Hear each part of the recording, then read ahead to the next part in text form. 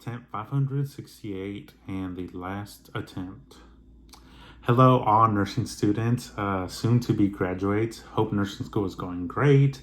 Hope you guys are doing those pass points. How exciting, you guys are almost to the finish line. I remember being there a year ago, and now look, you guys are almost through as well.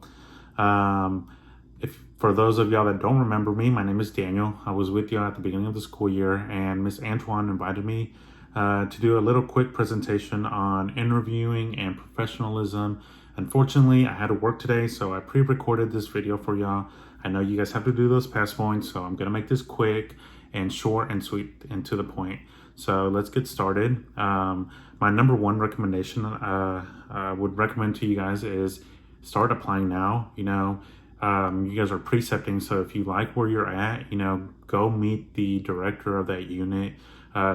Emphasize on you liking precepting there, and maybe that you maybe would want to work there. I know before my preceptorship was open, I already had a job offer from where I was precepting, and actually that's where I'm working at right now. So I would say go ahead and start applying now, and then when you interview, let them know that you are about to graduate and you want to work there. Then the tip number one is your number one impression is going to be your application and your resume. So on your application, the number one thing when I would do interviews and I would get applications, the number one thing I would look at was their work history and their work experience. So if you job hop, I would be careful with that. If you do job hop, maybe you work 3 months here, 2 months here, and a month there, I would just put the most recent experience and don't say anything unless they ask you. And if you do, make it look good, because if I see that you're working 2 jobs or 2 different jobs for 2 months and then you switch to another job, I am going to bring that up and ask, why were you job hopping? So we want to hire, or people want to hire, employers want to hire candidates that will be with the company for a long while. On your resume, make that maybe a page to a page and a half, no more than 2 pages. And you want to make that short, simple, and sweet and to the point. I don't want to be looking through 4 or 5 pages and just to find out your work experience and all that. Make it, I wouldn't put your high school information, maybe just put your college information, your last experience, where you precepted, and skills, and maybe some recommendations. I would limit that. Don't make it like 10 pages long. As far as the day of your interview or for your interview, you want to be prepared. Do some research before you go into the interview. If you're applying for a LTAC, don't say, well, I'm interested in working in mother baby or ICU, because the LTAC doesn't have those departments. So do some research before going into your interview. And then timing is important. Don't show up late, be on time. But also I would limit your earliness to maybe 5 to 10 minutes at the most. Don't be there like 30 minutes before your interview. And then don't be late. Being late is a big red cross. If you are going to be late, maybe due to an accident or you're stuck in traffic, versus being late, I would call the interviewer and give them some heads up, like, hey, I'm stuck in traffic. Sorry, I'm on my way, but it looks like I'm not going to make it on time. Let them show some respect and let them know ahead of time. For your interview, I can't emphasize, be confident, look at the person in the eyes and let them know that you're there to land a job. Be serious about your interview and try to make a good impression. Sell yourself. There might be 5 other candidates applying for that one position that's available. So you want to sell yourself and you want to make yourself stand out.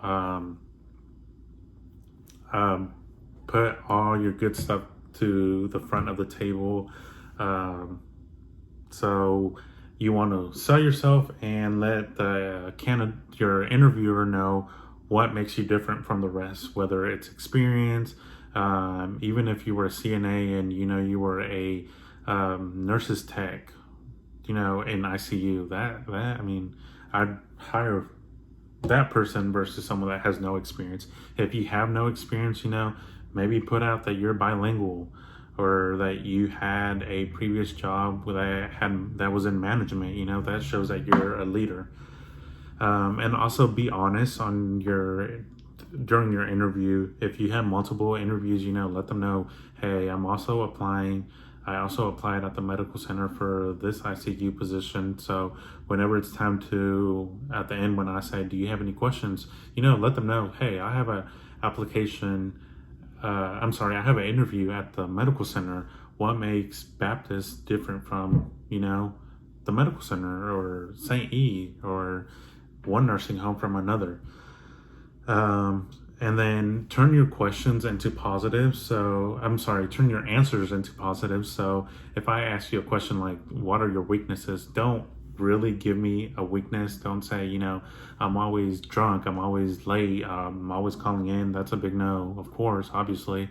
Turn that into a positive. So maybe start off by saying, well, my weakness might be that I am a new grad, but I am a quick learner, work great with others, and I want to be an ICU nurse. So I think this job is perfect for me.